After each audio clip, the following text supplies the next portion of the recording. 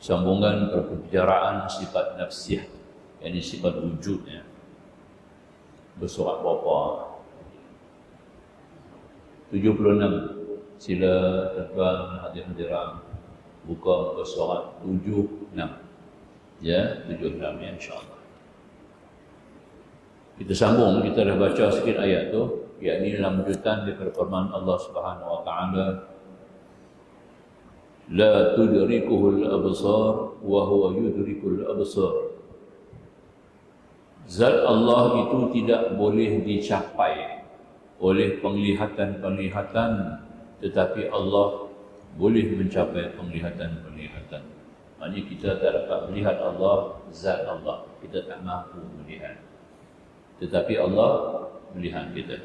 Itu jelasnya. Pada hakikat, bila kita sebut wujud nafsiyah, melihat itu pun Allah, bukan kita. Sebab pada hakikatnya kita tidak wujud. Betul tak? Kita tidak wujud. Yang sebenar-benar wujud adalah Allah semata-mata. Jadi apa yang kita wujud kita dapat lihat di alam maya pada sekarang ini. Yang kita lihat sekarang sekeliling kita, sama ada secara jauh ataupun dekat, secara terang ataupun jelas, semuanya itu datang daripada Allah Subhanahu wa taala. Itu artinya wujud nafsiyah. Wujud segala-galanya wujud dengan Allah, bukan wujud sendiri. Ya, itu hakikat yang dipahamkan dengan arti bahawa Allah itu wujudnya adalah wujud nafsiyah. Sambung. Sebuah syair Arab ada menyebut, al-'ajzu 'an darkil idraki idrak wal bahthu 'an sirri dzati isyrak. Kelemahan untuk memahami hakikat Allah sudah merupakan kepahaman, tetapi usaha menyelidik rahsia zat akan mencapai syirik pula. Ya, cukup dengan kita faham, tak payah kita selidik, tak payah kita cari, tidak payah kita buat ujian dalam amal tentang wujudan Allah. Cukup kita faham kata Allah itu wujud dan kita tidak dapat mengenal hakikatnya, sudah cukup. Kalau kita cuba mencari-cari, cuba kita menyelidik secara ilmiah lahiriah, secara ilmu manusiawi, akan membawa kepada syirik. Faham ya? Baik. Kelemahan hendak memahami hakikat sesuatu itu bukan berarti tidak ada sesuatu. Sebagaimana kita lemah hendak memahami hakikat ruh. Contoh, semua orang faham ada ruh, tapi kita tak pernah buat penyelidikan nak kaji ruh itu lagu mana. Ya, kalau kita cuba mengkaji ruh itu lagu mana, dia akan membawa kepada syirik. Ya, sebab ruh itu adalah urusan Tuhan, bukan urusan makhluk. Bila kita bukan urusan makhluk, dia bukan bersifat macam makhluk. Dia tidak ada sebarang sifat macam makhluk. Itu artinya ruh. Tapi ada dengan kita, semua orang terima, semua orang percaya. Cukup, itu artinya faham. Yang kita faham itu cukup, itulah sekadarnya. Ya, kita tidak boleh buat apa-apa ujian dan kajian. Menurut saya itu membawa kepada sia-sia lawa dan harus mungkin boleh bawa kepada syirik. Na'udzubillah. Itu baru roh kita, belum Allah lagi. Ya, itu paling jelas. Baik. Jadi makanya tadi ini, ya, walaupun istilah roh ini banyak dipakai, ya, banyak dipakai guna orang-orang Yahudi sejurus apabila awal mula Rasulullah berdakwah di Mekah, berdakwah kepada ajaran ilahi, membawa kepada ajaran tauhid, membimbing manusia kepada mengabdikan diri kepada Allah Subhanahu wa taala. Banyak penentang di kalangan Arab Quraisy yang tidak percaya kepada Nabi kita, bahkan menentang Nabi. Dan ada di antara wakil-wakil mereka yang telah pergi ke Madinah. Masa itu Yathrib, ya. Dia orang pergi ke Madinah, kemudian apabila Rasulullah SAW berhijrah, dia pergi lagi ke Madinah, dia orang bertanya kepada orang Yahudi tentang Nabi Muhammad. Dia nak tahu Nabi Muhammad itu siapa. Di kalangan kami ada orang yang mendakwa diri sebagai Nabi, namanya Muhammad.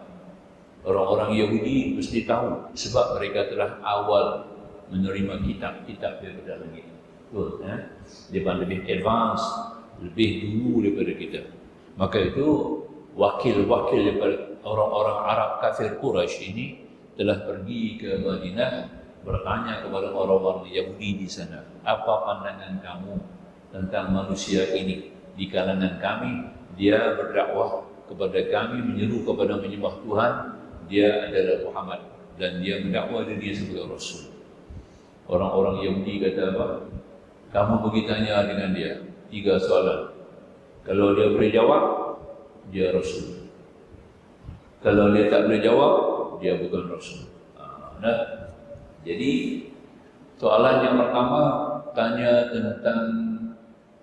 bertanya tentang Ashabul Kahfi, 7 orang pemuda yang tidur dalam gua selama 309 tahun. Soalan yang kedua, kamu tanya kepadanya tentang ruh. Apa itu ruh? Soalan yang ketiga, kamu tanya kepadanya tentang Zulkarnain, seorang laki-laki yang berjalan di antara timur dan barat, di mana dia urusan dia membantu menyelesaikan masyarakat, memberikan pertolongan kepada orang-orang yang lemah dan menuntun kepada jalan-jalan kebajikan. Tanya kepada Muhammad, siapa laki-laki ini? Zulkarnain. 3. Orang Arab ni pun patah balik, dia orang pergi tanya dekat Nabi. Ya Muhammad, kalau betul kamu Rasul, kamu khabar kepada kami, siapa Ashabul Kahfi? Nabi tak boleh jawab. Nabi tak kata insyaAllah. Nabi kata nanti besok aku beritahu. Masa tu belum ada hukum insyaAllah, belum ada lagi. Belum ada hukum insyaAllah. Ya, Nabi kata esok aku beritahu.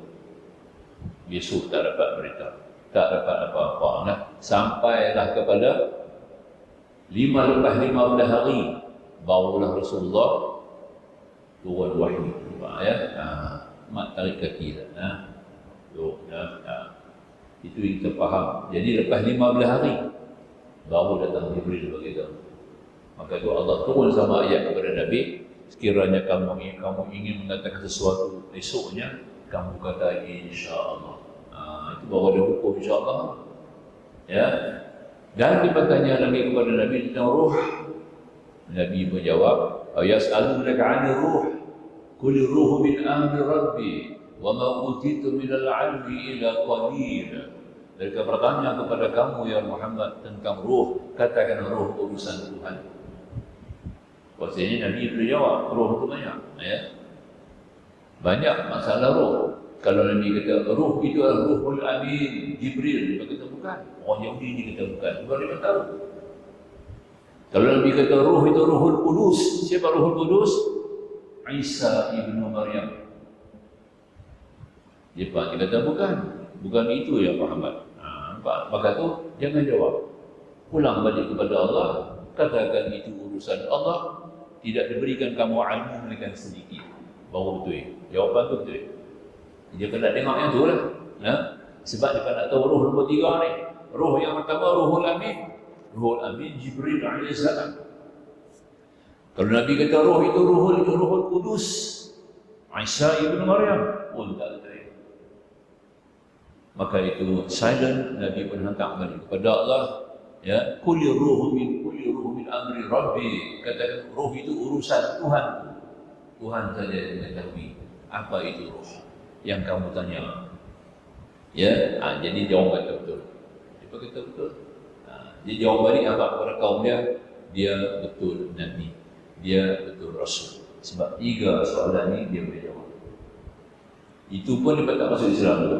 Masih tak mau ni. Dah dapat jawapan pun masih dia tidak mau beriman kepada Nabi lagi. Dia kata Nabi tukang sihir pula. Orang sihir ni beritahu macam-macam. Betul tak? Jadi apa yang Nabi jawab tu hasil daripada ilmu sihirnya. Dia mengetahui apa. Itulah satu di antara perkara yang kita patut kita kena faham. Sambung kita di sini. Jadi maknanya kita balik kepada Allah sebagai sifat nafsiyah, di mana Allah sajalah yang mengetahui. Ya, baik.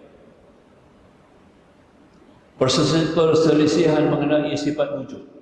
Ini ada sedikit khilaf, bukan mereka bercanggah hanya khilaf. Khilaf ni pendapat-pendapat yang boleh dipakai. Bila kata silap itu tak betul. Kalau kata khilaf masih dipakai lagi lah.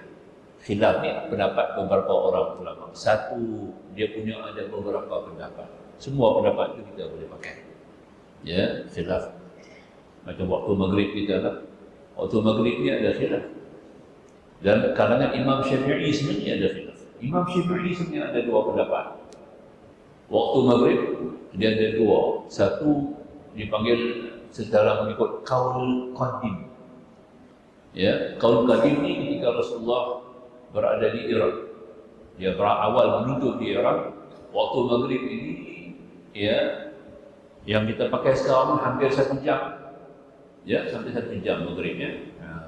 1 jam lebih kurang itu maghrib. Itu qaul qadim. Dia pergi ke Mesir, dia dapat fatwa, dia kaji-kaji, ada fatwa lain pula. Waktu maghrib itu lebih kurang 15 minit. Dapat Imam Syafi'i qaul jadid. Qaul yang Rasulullah memberi fatwa ketika beliau Imam Syafi'i ketika itu berada di Mesir. Ya, jadi hari ini kita pakai qaul lah. Kita pakai qaul qadim. Tapi kita kena raih juga qaul jadid. Makna kena segerakan maghrib. Jangan tangguh, jangan lengah, jangan buat lambat-lambat. Nampak tak? Maka itu surah-surah yang kita baca pun agak-agak berpatutan lah. Surah-surah pendek-pendek lah. Surah-surah lazim. Ya? Karena naraikan waktu maghrib, qaul jadid 15 minit. Bahaya tu lah. Sehingga kita tidak dibenarkan. Maka tu dulu ni tidak ada ceramah. Dulu mana ada kuliah maghrib, tak ada. Kuliah maghrib ni saya ingat bermula pada tahun, tak silap saya. Ya, bermula pada tahun 92. Baru ada kuliah maghrib. Sebelum tu tidak ada. Sebab saya mula mengajar tahun 84. Ya. Jadi waktu tu, waktu maghrib, tak ada orang nak mengaji. Kita buat kuliah maghrib, tak ada orang nak mengaji. Sebab orang sudah biasa. Waktu maghrib, masjid-masjid semua kosong. Tak ada orang. Semua balik di rumah. Waktu Isya boleh bangun pula. Dulu kuliah Isya, bukan kuliah maghrib. Lagi tak ada orang. Lepas Isya orang nak mengaji. Ya. Sekarang ni kita mula ubah, kita masuk kuliah maghrib. Kenapa kuliah maghrib? Itulah memberi kemudahan kepada masyarakat. Lebih awal dapat hadir ke masjid, lebih awal bagi pulang ke rumah. Nampak? Itu di antaranya lah. Lagipun maghrib dengan Isya ni dekat sangat. Kita buat maghrib, lepas tu sambung sampai Isya. Itu di antara yang kita faham lah. Jadi itu khilaf dia panggil. Khilaf di dalam pendapat Al-Imam Syafi'i. Ada khilafnya mengatakan 1 jam lebih. Ada khilafnya mengatakan 15 minit. Dua-dua kita boleh pakai. Tak salah. Ya. Baik, sambung. Contoh. Perselisihan mengenai sifat wujud. Terdapat perselisihan ulama mengenai makna wujud. Al-Imam Asy'ari dan pengikut beliau mengatakan wujud itu adalah ainul mawjud. Ainul mawjud. Ain ni macam kita sekarang lah, ya. Macam kita sekarang ni, kita kata kita ni adalah ainul mawjud kan kita ni. Tapi ainul mawjud kita ada berbentuk, ada rupa. Ya. Ainul mawjud kita ni dia dalam lima kategori yang pernah saya sebut banyak kali lah. Ya. Yang bagi 5 kategori ini, ainul mawjud kita ini pertama dia adalah jirim. Kita ni jirim lah. Benda yang boleh layak, ada tempat, nampak, duduk di bawah satu kalung langit, ya. Kita ada rupa, ya. Kita ada jihad, ya. Depan, belakang, kiri, kanan, atas, bawah, luar, dalam, ya. Kita ada gerakan, ya. Itu kita panggil apa? Jirim. Allah ain mawjud bukan jirim. Tolak adalah.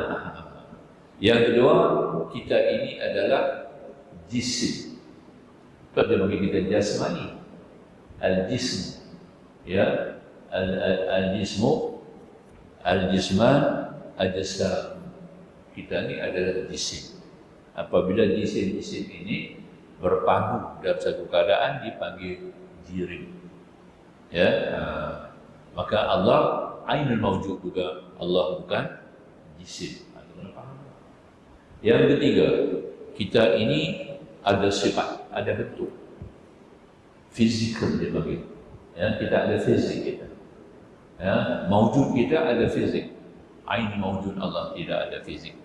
Nah, dia ainul mawjud Allah itu dalam istilah dipanggil metafizik. Itu istilah. Nah, metafizik dia wujud tapi tidak ada bentuk, tidak ada rupa. Faham ya? Suatu yang gaib yang kita tak dapat lihat, yang kita bukan kita lihat saja, kita tak boleh khayal, kita tak boleh bayang, kita tak boleh rupa, kita tak boleh lukis, kita tak boleh bentuk, kita tak boleh sifatkan. Kalau masih kita boleh sifatkan orang, mesti makhluk. Kalau masih kita boleh lukis, itu makhluk. Kalau kita masih boleh gambarkan, imagine, ya, itu makhluk. Kalau masih kita boleh hayalkan, masih makhluk lagi. Ya. Kalau kita boleh bayangkan, itu masih makhluk lagi. Allah bukan. Itu la ilaha illallah, la. Fungsi la di depan itu lah dia. Ya. Itu ainul mawjud. Ini kata Imam Asy'ari. Yang ketiga, yang keempat, di mana ainul mawjud kita ada jauhar, kita ada ruh. Kita ada unsur-unsur dalam diri kita yang kita tak boleh nampak, kita tak boleh tunjuk. Dia panggil sensor kita, insting, ya, naluri. Orang Melayu panggil bahasa kita naluri, ya. Semua orang terima ada roh, terima ada akal. So macam tunjuk macam mana rupa akal, tak boleh. Macam mana rupa akal, tak ada. Ya. Nafsu, macam mana rupa nafsu, ya. Syahwat, macam mana ubah syahwat? Tapi kita tetap kita ada istilah dia ni dah tak ada syahwat. Nampak? Dia tengok apa dia tak kerti, dia tengok apa dia tak mau, dia tengok apa tak boleh rasa. Nampak? Tak ada feeling umumnya. Nampak? Tak ada syahwat. Tunjuk ke syahwat apa mana? Tak ada. Kita nak beli benda, satu benda apa kita nak beli, nak ganti sebagai syahwat tak boleh. Hanya kita beli usaha je. Makan betul bagi kuat syahwat, kan? Tapi kita tak nampak syahwat ke mana. Kita nampak benda lain yang cengih kita nampak. Syahwat masih tak nampak lagi, betul? Tapi kita tetap istilahkan puncanya syahwat, betul tak? Kita katakan dia ni tak ada syahwat lah. Nampak apa? Boleh nikah apa? Tak ada syahwat, ya? Kita akan usaha bagi dia makan supaya dia punya syahwat itu muncul. Nampak dia cengih sikit, kita jadi ada syahwat dah. Nampak duk macam tu juga kan, ya. Dan tak ada apa benda. Ini mana kita terima. Ainul mawjud kita ada syahwat. Kita rasa sedap, manis, tawar, masin. Kita tidak lelak-lena, ya. Kita sanggap, kita rasa sedap, kita bersandar, ya. Kita bercakap tidak ada sangkut-sangkut. Ini semua hasil daripada syahwat. Zuina linnasi hubbu syahawati minan nisa'i wal banin wal qanatir ila akhir al-ayat. Tuhan sebut. Dihiaskan para manusia syahwat. Artinya keinginan kepada wanita, keinginan kepada anak-anak, keinginan kepada kegeraan pada pertanian, peternakan, ya. Semua Tuhan sebut syahwat. Tak ada syahwat, kita tak jadi manusia. Sebab tu Allah tak bagi langit bumi ini kepada malaikat. Allah tak bagi malaikat dah wujud awal kepada kita. Apa nak? Jibril kuat. Kalau bagi takbir bumi bagus lah. Mikail kuat lah. Kalau bagi takbir bumi kemas. Tapi dia tak ada syahwat. Nak mimpi rumah. Maka tu Allah tak bagi dia makan. Dia tidak ada makan, tidak ada minum. Dia tak ada tidur, dia tak ada kahwin. Dia bukan lelaki, bukan perempuan. Kerana mereka tidak ada syahwat.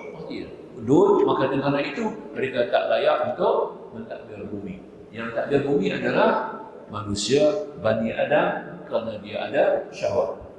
Syahwat itu satu unsur yang kita tak nampak. Metafizik. Ya, itu sebagai contoh. Itu kita panggil apa? Jauhar. Kita rasa kesejukan, dingin ekor, kesejukan kipas angin, kita rasa sejuk. Angin, dia orang angin. Tapi kita boleh dakwah, ada angin, tak ada angin, ada sejuk, tak ada sejuk. Dan kita usaha proses mencari apa jalan untuk dapat rasa sejuk. Baik. Itu kita panggil jawhar. Angin wujud kita ada di Allah tidak. Itu kita panggil jawhar. Ya. Kemudian yang seterusnya kita panggil arad. Ya. Arad ini artinya sifat kepada jirim. Contohnya panas, api itu zat, jirim. Panas itu adalah arad. Ya. Boleh. Batu itu kita tahu satu ain batu, dinding batu. Kita pasang sebagai satu benda untuk menampung bangunan kita. Ya. Kenapa? Karena dia keras. Keras itu adalah arad. Ya, pejalnya ada pada besi itu arad. Jadi maknanya arad itu sifat kepada jirim. Itu ain wujud kita. Kelima-lima perkara ini tidak ada kepada Allah. Allah tidak punya lima-lima sifat seperti itu, kerana lima sifat ini adalah baru. Dia yang buat lima-lima ini bagi kita. Nampak? Dia beralam langit bumi, dia jadikan lima perkara ini kepada makhluk dia. Takkan dia menyebut. Kerana lima-lima ini lemah, lima-lima ini tetap dia lemah. Dia bukan kuat, dia lemah. Ya, dia lemah. Jirim kita, berapa lama boleh tahan? 60-70 tahun. Jisim kita, berapa lama boleh tahan? Dia ikut dia punya jirim. Sifat kita, berapa lama boleh tahan? Melihat, berapa lama kita boleh lihat? Ada masalah tak ada melihat. Telinga, lama mana kita boleh dengar? Itu artinya sifat-sifat yang lima tadi ini, dia adalah baharu. Bila baharu ini, dia akan menghadapi kebinasaan. Kullu man 'alaiha fan. Tiap-tiap yang wujud yang lain daripada Allah ini semuanya akan binasa. Wa yabqa wajhu rabbika dzul jalali wal ikram. Maka kekal zat Tuhan kamu yang Muhammad yang punya kebesaran dan kemuliaan. Sahih, itu wujud nafsi. Faham ya? Baik, sambung lagi. Jadi maka kata beliau, ya, pengikut untuk mengatakan wujud itu ainul mawjud, artinya wujud itu ialah zat Allah sendiri, bukan suatu yang lain darinya. Sebab itu mereka tidak membilangkan wujud itu sebagai suatu sifat. Jika bilang wujud itu sebagai zat. Tapi nak kita faham, mudah dikategorikan sebagai sifat. Sifat yang pertama, sifat wujud. Bahasanya wujud itu bukan sifat. Dia hal keadaan zat. Ini kata Imam Mansur. Imam Fakhrul Razi dan Abu Mansur Al-Maturidi, dua tokoh ulama tauhid, mengatakan wujud itu bukan ainul mawjud dan bukan lain daripada ainul mawjud, malah wujud itu adalah haliyah yang menepati antara ada dengan tiada, yaitu menengahi antara mawjud dan ma'lum. Memang wujud kita sebut dengan ada bukan sifat, ada keadaan, betul tak? Kalau kita tanya satu orang lama kita tak jumpa, ya, Pak Usin, kita pergi jumpa orang kata nama dia Pak Usin, orang lama tak jumpa dia, kita jumpa satu kawan, kita tanya Pak Usin ada lagi ya? Nampak? Ya. Ada tu hal, bukan sifat. Yang kita tanya hal keadaan Pak Usin itu ada lagi ke tidak? Ada antara dua, hidup atau mati. Nampak? Orang yang menjawab pula, ada. Tapi tak boleh dengar, hilang sifat. Yang tu sifat, tak boleh dengar antara telinga pun out. Ya, ada dia pun tak nampak, tak kenal orang dah. Dia pun tak nampak siapa main pada. Mulut pun tak cakap pun berbelai, ya, tak dicakap dah. Nampak, ya. Ya, ingatan brain pun dah hilang, tak boleh ingat. Ya. Yang lain-lain yang tak ada tu, itu sifat. Tapi keadaan dia ada. Dia ada. Artinya hal keadaan ain dia, zat dia tu ada. Ada bukan sifat. Ada adalah keadaan hal. Keadaan dan sifat dua benda yang berbeza. Betul tak? Ini artinya pendapat Imam Fakhrul Razi kata dia itu adalah keadaan, bukan sifat. Tapi Imam Abu Hasan Asy'ari mengatakan dia sifat. Itu sebagai satu. Iaitu zatnya itu adalah menzahirkan sifatnya. Walaupun dia menafikan tidak ada sifat, wujud itu sebagai suatu sifat. Membilangkan wujud itu, mereka tidak membilangkan wujud itu sebagai satu sifat karena mereka mengatakan bahawa sifat Allah itu adalah antaranya sifat-sifat ma'ani yang tujuh.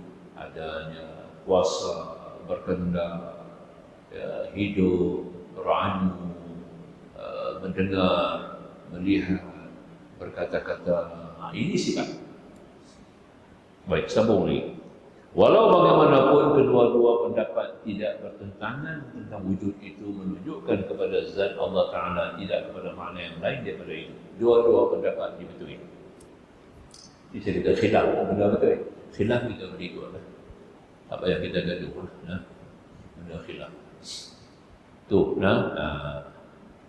mengikut Imam Syafi'i, bila kita angkat nikah, aku terima nikahnya. Itu Imam Syafi'i kata. Imam Hanafi kata, aku terima. Pakailah. Dua-dua boleh. Nampak? Selesai gaduh. Dua-dua boleh. Khilaf. Bukan dia masalah. Kalau satu orang angkat nikah, aku terima.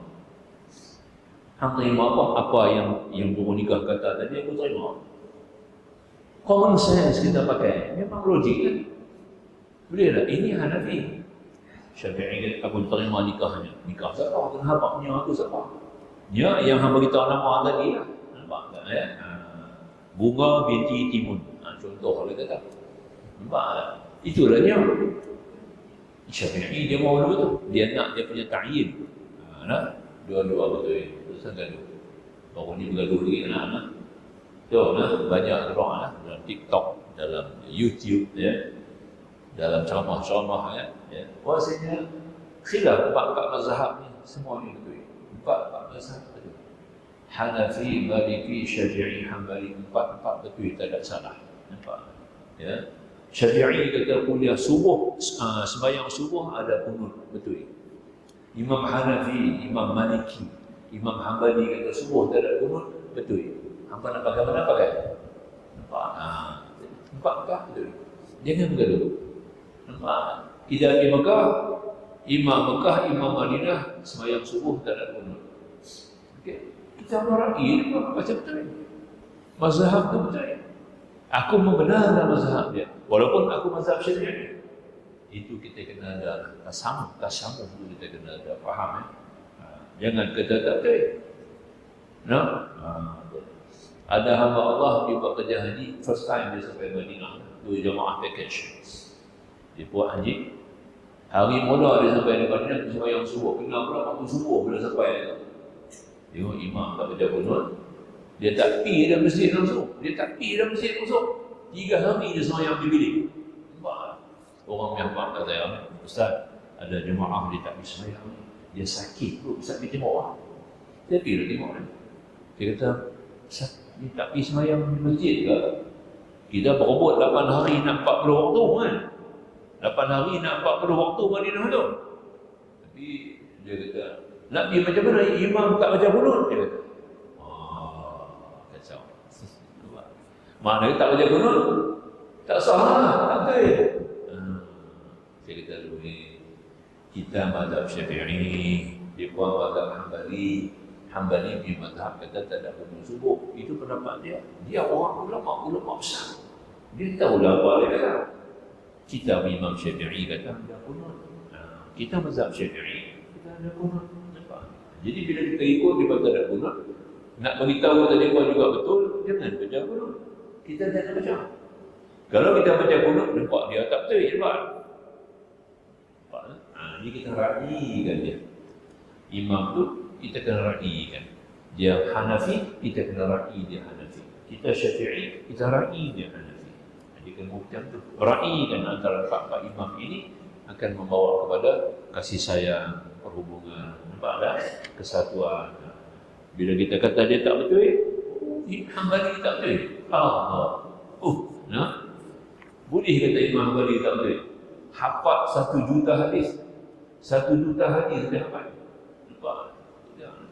Tok guru dia pun Imam Syafi'i juga orang. Nah, maka tak ada tambah nasihat. Itu kita kena bentuk fikiran kita kena set pemikiran kita secara tersambung. Kerana kita mengambil secara langsung semuanya adalah sahih. Faham? Sambung. Kemudian kata musannif lagi ya. Beberapa dalil tentang Al-Quran daripada Al-Quran. Dalil Allah wujud. Ya, pertama firman Allah Taala dalam surah Luqman ayat 25, A'udzubillahi minasyaitonirrajim. Wala in sa'altahum man khalaqas samawati wal arda layaqulunna Allah. Dan jika kamu tanya wahai Muhammad kepada orang-orang kafir, kafir musyrik, siapakah yang menjadikan langit dan bumi? Tentu mereka akan jawab, Allah yang menjadikan. Kita tengok orang kafir mana? Kita tengok. Kita tengok dia.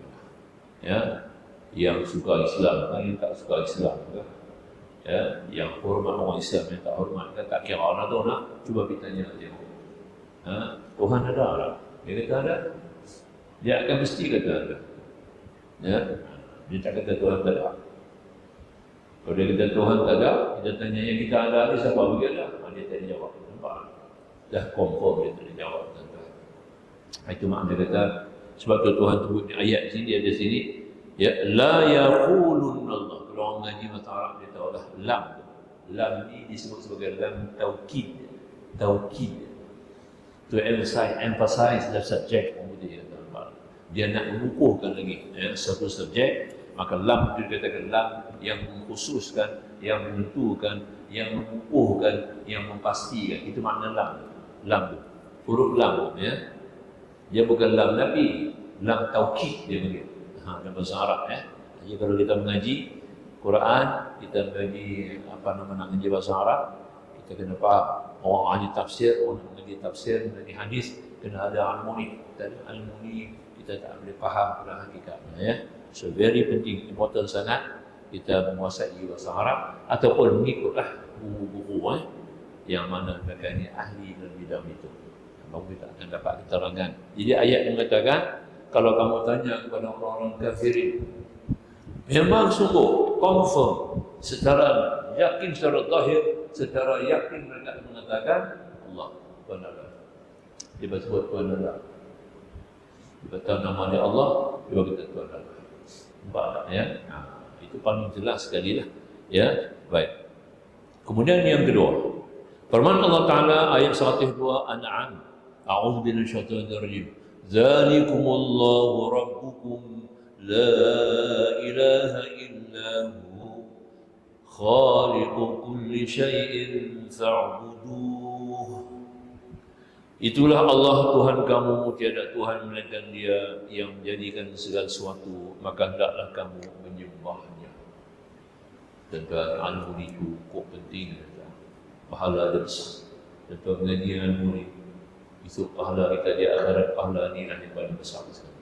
Karena kita mengaji ilmu Tuhan, ilmu nak kena Tuhan, bukan kena makhluk. Ini kita nak mengaji ilmu kerana ilmu Tuhan tadi cukup tinggi.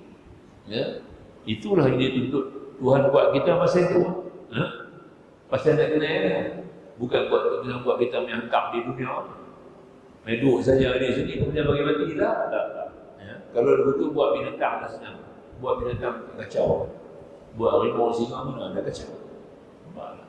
Dia duduk di kawasan itu lah. Tak tanya nak naik kapal, tak tanya dia nak belayar, tak tanya nak seberang, tak tanya nak Malaysia. African African lions, African lion tak tanya nak main Malaysia. Nampak tak? Dia hak fikir hai dia ya. Dia tangkap makan makanan dia ya. Nampak tak? Dia tak perlu kita nak makan itu dan ini.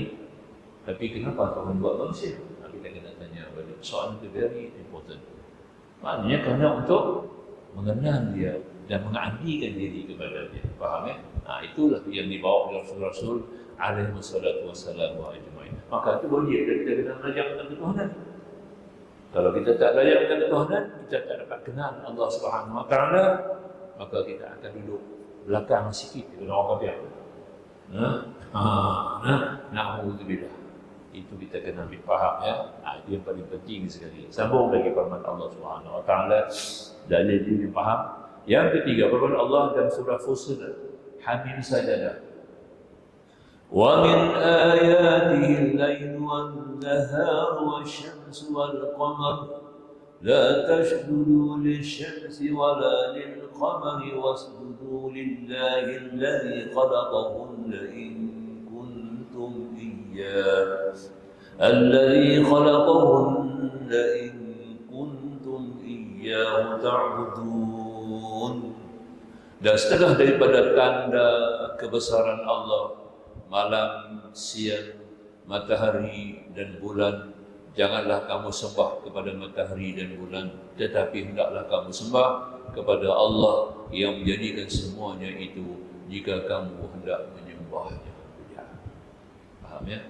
Ini semua tuntutan daripada Allah Subhanahu wa taala supaya kita sembah kepada Allah dengan meyakinkan kewujudan. Penting sekali kita meyakinkan dulu kewujudan Allah dengan memerhati dan melihat kepada keadaan diri kita sendiri, kepada alam sekeliling, kita akan dapat memahami. InsyaAllah kita dah masuk Isya. Silakan muazzin mengumandangkan azan seperti lazim. Alhamdulillah wassalatu wassalamu ala Rasulillah wa alihi wa sahbihi wa man nasarahu wa wala. InsyaAllah kita sambung lagi. Sudah Allah menyebut dalil-dalil Al-Quran tentang kewujudan Allah. Jadi kita ada dua dalil ya. Dalil yang pertama dalil akli. Kita pakai dalil logik akal.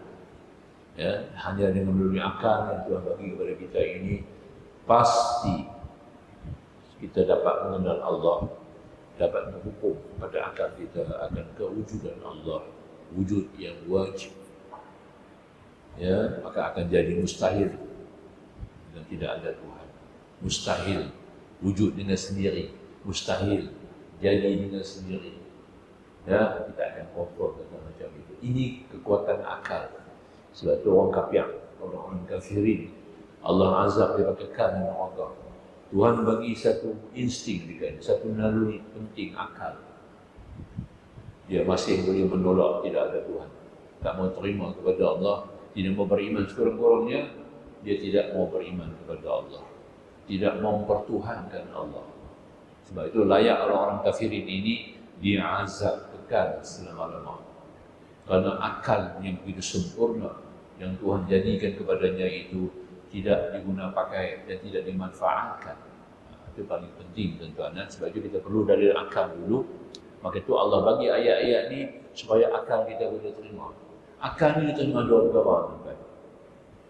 Pertama, dia terima sesuatu yang munasabah. Tak munasabah, akal tak terima. Dia, itu sifat akal. Dia akan terima benda yang masuk akal dia. Tak masuk akal, dia tak terima. Dia. Maka itu langit bumi ni sebagai contoh ada dengan sendiri kan? Masuk akal ke? Mustahil langit dan bumi ini boleh wujud dengan sendiri. Kemudian wujud dengan begitu rapi, tersusun dengan begitu indah, berjalan dengan begitu lancar, tidak ada cacat, tak ada bersilap. Ya? Kita tengok time kita besok pagi, berapa time tu? Time itulah akan wujudnya fajar sadiq, memang tak silap. Orang boleh buat time tu. Kerana Allah tidak buat kesilapan. Dalam penciptaan langit dan bumi ini tidak ada kesilapan. Kalau ada silap, mungkin orang kata tak ada Tuhan pun. Oleh kerana ada kebenaran sentiasa jelas, maka akal yang waras, akal yang siuman tetap akan mengatakan ada penciptanya. Kita hukum lagi berakal kita. Pencipta itu maha bijaksana. Lagi kita hukum, pencipta itu maha pengasih dan penyayang. Dia tak buat 24 hari cerah, 24 jam dia tak buat cerah. Kalau 24 cerah, 24 jam teruk kita. Nah, habis pakat mati semua. Nah, kalau Allah tak buat malam tuan-tuan, dia buat siang tu mati kita. Kalau Allah buat malam pula tu tak ada siang pun mati kita. Dua-dua mati. Nampak? Sebab tu kita, Allah Ta'ala jadikan malam ni cukup, dia bagi tempuh, dia jadikan pula satu alat supaya kita faham nak jadi siang dan malam. Matahari, matahari sebagai alat untuk mentahirkan siang dan malam. Dia bagi pula dunia ni berkisar. Ya, kalau Allah bagi dunia ni berhenti, tak pusing, matahari tak jalan. Nampak? Ya? Tempat yang difokus matahari agak mati habis. Makna kata Tuhan yang menjadikan langit bumi itu Maha Murah lagi Maha Penyayang. Ya? Kita guna cahaya matahari, kita tak bayar pun kat TNB. Nampak tak? Ya? Tak itu kan? Semuanya Allah bagi free, air free, ya, cahaya pun free, ya, kekuatan listrik pun free, tapi kita manfaatkan. Oleh kerana kita nak ambil servis untuk manfaatkan, kita ambil lebih bayaran, tapi tak boleh lebih kan? Sebab benda tu bukan kita punya, Allah punya. Nampak tak? Orang naik kereta Ferrari 1.2 million tau, ya. Orang naik Marathon Saga 40,000 lebih, jauh beza lah. Tapi dia perlu satu benda, walaupun dia ada alat canggih macam mana sekalipun, kereta tu punya canggih macam mana sekalipun, dia perlu apa? Satu benda, angin. Angin kita tak boleh buat. Kena pakai tayar, kena buah angin. Kalau pakai tayar tak ada angin, kata lembu. Tak payah buat kerja. Nak buat kereta berjalan, angin tu sebabnya Allah punya. Maka tu kita bawa kereta, jangan tu act kan? Ya? Tambah-tambah kalau bawa kereta mewah kan? Jangan sombong kan? Pasal ada satu benda dalam kereta kita yang manusia tak boleh bagi, manusia tak boleh buat. Dia merupakan makhluk yang paling kuat. Nampak tak? Ya? Kita tengok trailer dia bawa tu sampai 12 biji tayar. 12 biji tayar bawa, dia boleh tahan. Ya. Tanggung begitu punya berat. Yang tanggung tu apa? Angin. Bukan tayar lah. Faham kan? Angin dia kuat. Ya. Maka tu angin makhluk Allah yang paling kuat. Ya. Semua perkara kita perlu angin. Kita sendiri pun kita perlu angin. Jangan lebih nanti nak angin. No? Kita perlu angin tapi jangan lebih. Perut kita pun ada 3 bahagian Tuhan bagi jadi. Bahagian atas angin 1/3. Bahagian kedua makan. Bahagian ketiga air. Sebab tu bila makan kena minum air cepat. Bagi makan tu habis dulu, proses makanan tu bagi dia jalan dulu, sistem penghazaman yang berjalan dulu, kemudian baru kita minum air. Nampak? Air ni hanya untuk menjalankan sebagai konduktor. Nampak? Nak bawa gizi-gizi makanan kita kepada seluruh anggota badan kita. Boleh faham kan? Jadi kita perlu angin. Tuhan buat angin nombor 1. Kalau tak buat angin, makanan tak turun. Makanan tak turun, dia lambung naik. Tahu tak? Tak. Maka tu kadang-kadang kita tak jaga bahagian perut kita. Angin tu jadi masalah. Tu angin pukul naik, dia jadi GERD, kan? GERD, orang GERD, masalah. Ya? Masalah apa nak? Keadaan perut dia tadi jadi ganggu. Jadi kita lihat semuanya ini dicipta oleh, pertama ada pencipta, kedua pencipta itu maha bijaksana, kemudian pencipta itu maha penyayang dan maha pengasih. Dia tak buat lebih kurang, dia buat dengan tepat, dengan sempurna. Maka itu kita mensyukurinya yang amat sangat. Kita tak mampu untuk mensyukuri, membalas balik. Wa in ta'udu ni'matallah wa la tusuha. Kalau kamu nak kira nikmat Allah, kamu tidak akan mampu untuk membalasnya, untuk mensyukuri. Tak mampu. Jadi kita kena buat apa? Kita lakukan sembahyang. Sembahyang itulah sebagai kesyukuran kita kepada Allah Subhanahu Wa Taala. 5 waktu tak cukup. Boleh balaskan nikmat Tuhan, tak boleh. Kita buat sunat. Maka itu Allah bagi syariat kita, syariat Nabi, dia ada 3 sunat. Ikut kita punya kemampuan. Sunat yang pertama, sunat ratibah dia panggil. Itu tiap-tiap sembahyang fardu ada sembahyang sunat dahulu dan kemudian.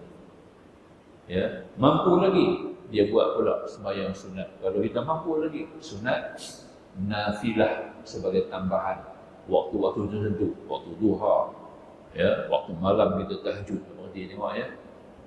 Kita tambah dengan sunat kita sebagai nama balasi kesyukuran di atas nikmat Allah yang begitu banyak.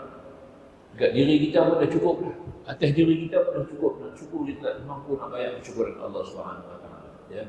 Dan yang ketiga, sunat mutlak. Itulah ulama kita pun sembahyang al-Imam Imam Syafi'i.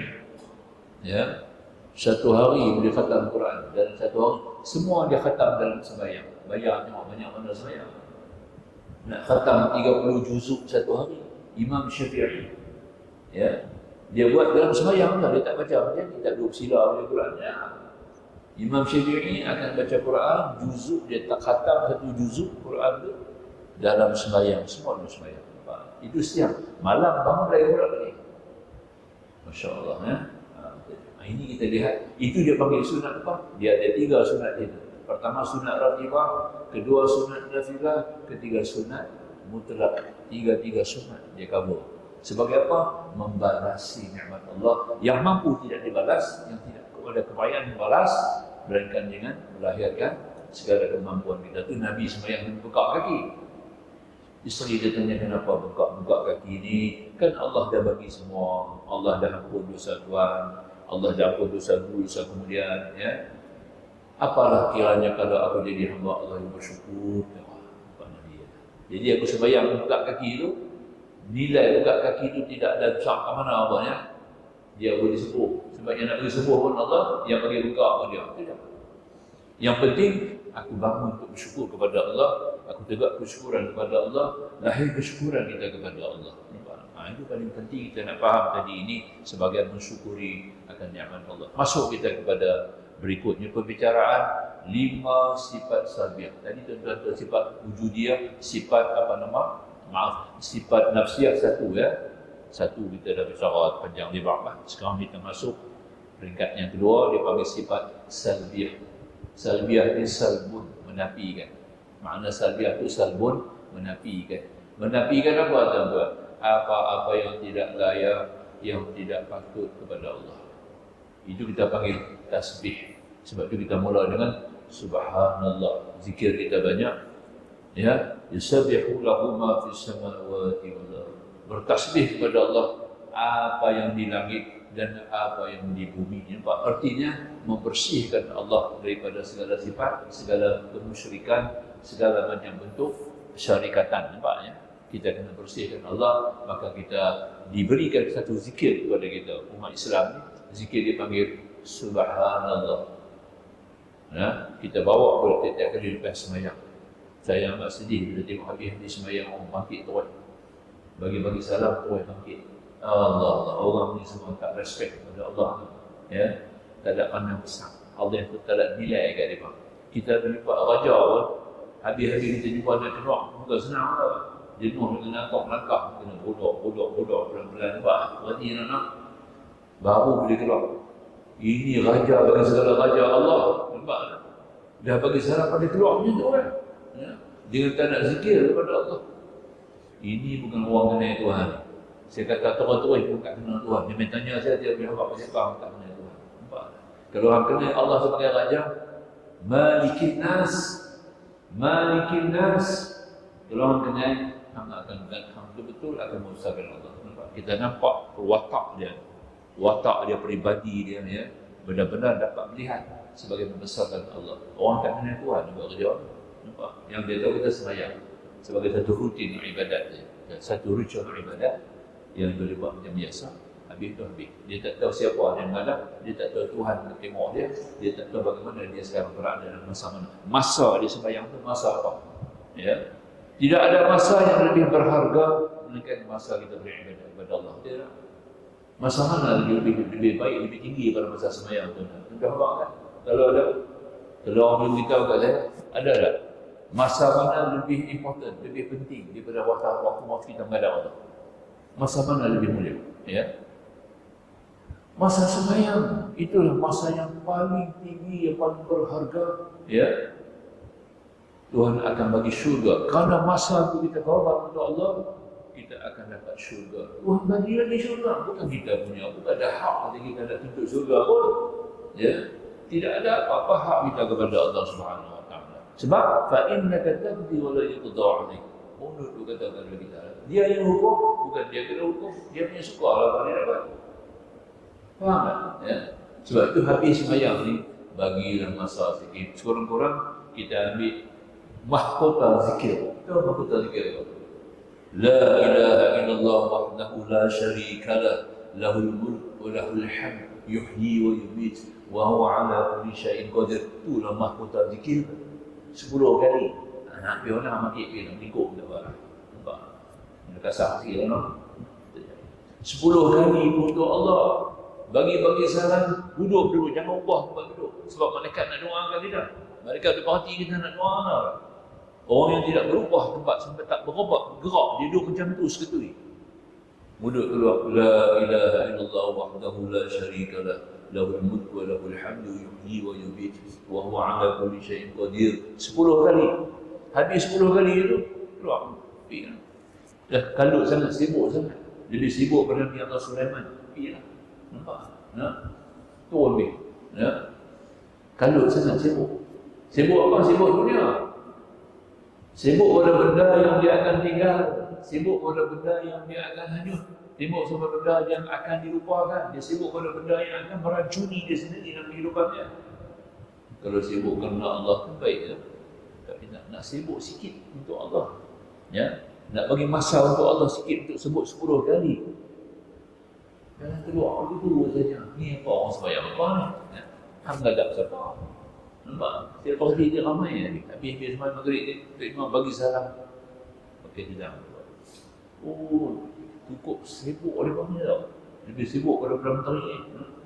Nah. Sampai nak sebut 10 kali tu. Not even 5 minutes. Ya. 10 kali kita sebut. Tak mampu, tak mau sebut lagi. Pertama dia tak suka nak sebut. Itu besar kan kalau dia sayang kepada orang yang kita sayang, kita akan sebut nama dia sendu. Sebab tu dia kata orang yang banyak selawat kepada aku, dia wajar mendapat syafaat aku di akhirat. Betul, pasti dia suka aku, dia mau selawat. Orang tak suka Nabi, mana dia mau selawat? Orang tak sayang Nabi, mana dia mau selawat? Orang yang sayang Nabi aja yang selawat kepada Rasulullah. Ya. Orang tak sayang Nabi, tak sayang kenapa dia tak kenal? Tak kenal, tak cinta. Nanti kita faham macam itu. Ya, semua kita ambil nilai. Makanya tak dapat tidak. Kita habaq dulu pembukaan sifat sabiah. Jadi makna sifat sabiah ni ada 5 tuan-tuan. Pertama, kidam. Tiada permulaan. Kedua, baqa. Semua tiada. Dia mula dengan tiada. Tiada tu dalam fungsi la. La ilaha illallah. La. Tidak. La. Tuan-tuan nak faham la tu. Ini 5 ni lah. 5 ni dalam la tu lah. La. La ilaha illallah. Tidak ada Tuhan. Tidak apa? Tidak ada apa ni? Kita kena tahu tu kalimah tu nak selamat kita dalam kubur. Kalau kita tak tahu kalimah tu macam mana nak selamat kita dalam kubur? Dia nak selamat kita. Ta'alam hujjatakum fa'indakum mas'ulun. Belajar kamu akan hujah-hujah kamu akan ditanya dalam kubur. Nampak? Ya. Maka itu kalau kita dah tak tahu la tu apa, hanya sebut la tiada Tuhan, tiada apa. Nampak? Ya. Tak bagi rezeki kat aku. Tak bagi gaji kat aku. Bukan itu. Ya. La di sini adalah 5 fungsinya untuk menegakkan Allah sebagai Tuhan yang wujud dengan wujud yang hakiki, wujud yang nafsi, nampak nafsi. Maka itu kita panggil pertama qidam, tiada permulaan. Bila tak ada permulaan ni kita kata apa? Ya. Tiada permulaan, sedia. Itu dia punya conclusion, ya. Bila itu tiada permulaan, artinya Allah tu sedia. Itu berarti itu makna qidam. Makna qidam itu sedia. Ya. Alasannya tidak ada permulaan. Kalau ada mula kita, ada mula. Ya. Orang nak sekian tahun. Allah tidak ada permulaan. Kerana dia adalah yang kedua baqa. Baqa artinya kekal. Disebut sini tiada kesudahan. Tuhan tak mati. Tuhan tak rosak. Tuhan tak binasa. Nampak tak? Tuhan tidak akan berubah untuk macam tu juga. Tuhan tak ada anak nak ganti dia. Lagi-lagi kena oleh orang kata Tuhan ada anak. Tuhan ada anak, mak dia kata dia kena ada bapa. Mana boleh ada anak dia tak ada bapa? Ini logik akal. Macam tu beberapa orang ahli kitab ni tak ada faham. Dia tak boleh terima logik akal. Bisa Tuhan akan hukum dia. Maka tu Allah dah hantar balik Nabi Isa bin Maryam untuk menghukum mereka. Nampak tak Nabi Isa tak makan. Tuhan kekal hidupkan dia sampai sekarang. Sebab dia akan turun di akhir zaman esok, dia akan hukum orang-orang yang mengatakan dia anak Tuhan. Nampak? Ya, dia akan patah habis salib semua. Dia akan patah semua. Ya. Sebab mereka mengatakan Tuhan itu ada anak. Masya-Allah. Ya, subhanallah. Faham? Itu yang kedua, bahawa artinya tidak permulaan bagi wujud Allah dan wujudnya tidak pernah didahului oleh tiada sebelumnya. Dan makna tiada kesudahan pula ialah Allah tiada kesudahan bagi wujudnya dan ia kekal. Kekal terus menerus, tidak ada penghabisan. Dia yang awal, dia yang akhir. Wujud Allah dengan wujud semata-mata Allah, tidak ada wujud lain. Allah mewujudkan kita manusia ini atas ihsan. Bukan kewajiban, bukan kehendak, bukan tujuan, bukan keperluan, tidak ya. Faham ya? Baik. Allah itu sedia kala tiada awal mula baginya. Allah itu azaliyun dan abadi. Sebab itu kita sebut subhanallah, sebut elok-elok. Zikir lepas sembahyang. Subhanallah, jangan zikirnya tu. Besok dia dimakan kita balik. Nampak ya? Dia turun, dia dilaknat boleh baca. Baca elok subhan. Ba tu kena ada, hukum dia ba tu qalqalah. Qalqalah seluruh. Dan hukum tajwid dia bagi apa? Qalqalah seluruh. Subah. Qaf, ta, ba, jim, dal. 5 huruf ni huruf qalqalah mengikut hukum tajwid. Dia kena ada bunyi letak sikit. Ab, al-ta, al-qa. Nampak? Anj. Dia janganlah. Ad. Dia kena ada bunyi sikit. Itu kalau seluruh dia pakai ya. Jadi ada subhanallah. Ha maftuha. Ha kena rangkum. Kalau baca subhanallah itu hidup. Hidup ni huruf apa? Huruf idgham. Huruf idgham boleh bunyi hidup.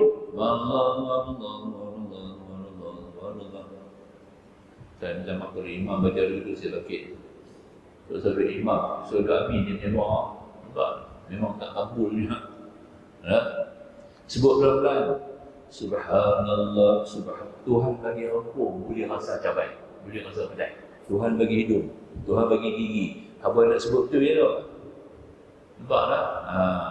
Dia bagi rokok semua. Tak disebut baru orang kata apa. Nak saya tak ada baca ha misalnya. Rangkum sakit. Nampak tak? Aku bagi rangkum dia orang tak sebut ha. Nampak tak? Ini tujuan bagi hukum elok. Kita punya hukum dia ada dua anak tekak pula ya. Tidak. Dia boleh tapih angin tu. Anak tekak tapih angin, tapih makan. Tidak. Tapi kita tak faham. Saya heran sungguh-sungguh tengok lepas sembahyang lepas zikir. Hanya segera lepas di tangga. Nampak. Pasal dia dapat hilang bulanan, dia tak cukup buat pil bagi anak. Subhanallah. Itu apa maknanya? Maki Allah.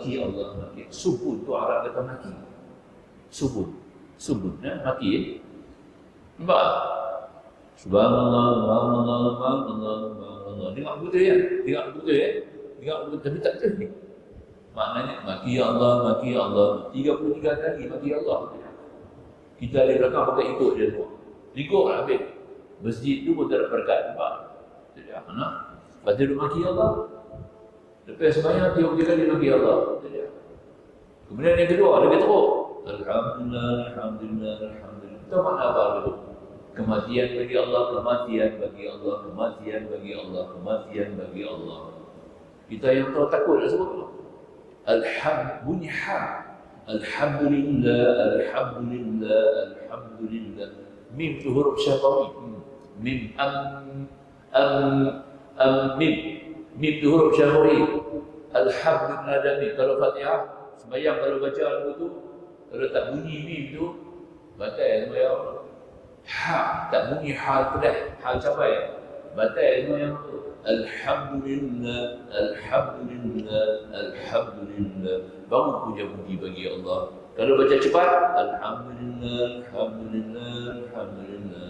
Lagu betul ya? Dengar lagu betul ya? Semua boleh ramai lagu betul ya? Semua kata apa? Kematian bagi Allah. Lagi jahat orang kafir. Orang kafir pun tak kata lagu. Orang kafir tak kata Tuhan mati tau. Ya? Kita kata Tuhan mati. Nampak tak? Dia Bukan nak menakutkan betul. Itu banyak jadi. Baca elok, subhanallah. Oh, panjang dia 3 kali. Buat 21. Oh, panjang 21 Ustaz. Buat 9 kali. 9 kali tak boleh. Ada hadis 9 kali Nabi baca. Hang kalau sangat sibuk pun, tak mau panjang-panjang, ambil 9 kali. Lepas semuanya baca 9 kali. Subhanallah, subhanallah, subhanallah, subhanallah, subhanallah. 9 kali. Ambil Alhamdulillah, Alhamdulillah, Alhamdulillah. Ada hadis. Nabi ajak 10 kali tu. Ada hadis. Nabi kata banyak orang lupa mengabaikan ganjaran besar masuk syurga hanya dengan menyebut subhanallah 10 kali lepas sembahyang. Subhanallah 10 kali, alhamdulillah 10 kali, Allahu akbar 10 kali. Angkat tangan baca doa. Tapi sebut elok subhan alhamdulillah Allahu akbar. Sebut elok pelan-pelan satu-satu. Nama Allah, bukan nama Tuhan kita. Kalau Tuhan dia Allah juga. Hang sebut nama pun tak betul. Nampak tak betul dia. Nampak betul dia. Ya. Itu kita nak faham tadi. Tu nama Abu Hasan nama panggil Atan. Nampak? Atan tu anak engkau lah. Atan anak engkau. Betul. Panggil Atan tu nama yang elok. Nama dia betul-betul elok. Hasan. Yang dipanggil Atan apa? Hasan. Maknanya kita baik. Hasan bagus. Kami panggil anak engkau. Anak engkau apa yang tu? Atan. Nama Atan buang. Panggil Atan jangan panggil Atan kat guru. Atan tu apa dia? Anak engkau apa? Betul ya? Boleh faham tak? Sajalah kita kata insya-Allah kita kata dulu kita akan sambung nanti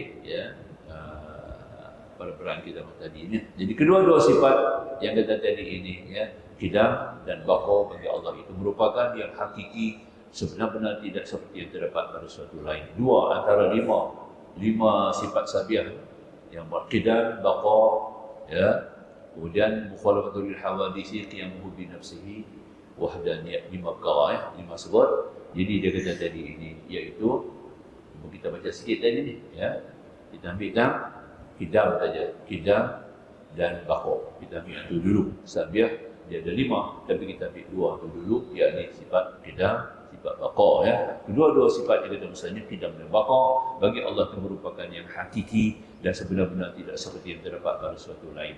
2 ni yang paling kukuh kita kena pegang semua. Allah tidak ada kemuliaan kerana Allah wujud nafsiyah. Allah tidak ada keakhiran kerana Allah adalah baqa kekal.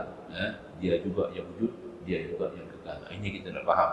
Kemudian bahawa sifat lain. Jadi dekat itulah insya-Allah kita sambung pada beberapa dalil Al-Quran tentang sifat qidam dan baqa. Aku qauli hadza wa astaghfirullahal azim li wa lakum. Akhirul kalam wallahu subhanahu wa ta'ala a'lam. Bismillahirrahmanirrahim. Alhamdulillah wassalatu wassalamu ala Rasulillah wa alihi wa sahbihi ajma'in. Subhanaka la ilma lana illa ma 'allamtana innaka antal alimul hakim. Rabbi shrah lana sudurana wa yassir lana umurana. Rabbana zidna 'ilma warzuqna fahma. Rabbana atina fid dunya hasanah wa fil akhirati hasanah wa qina 'adzaban nar.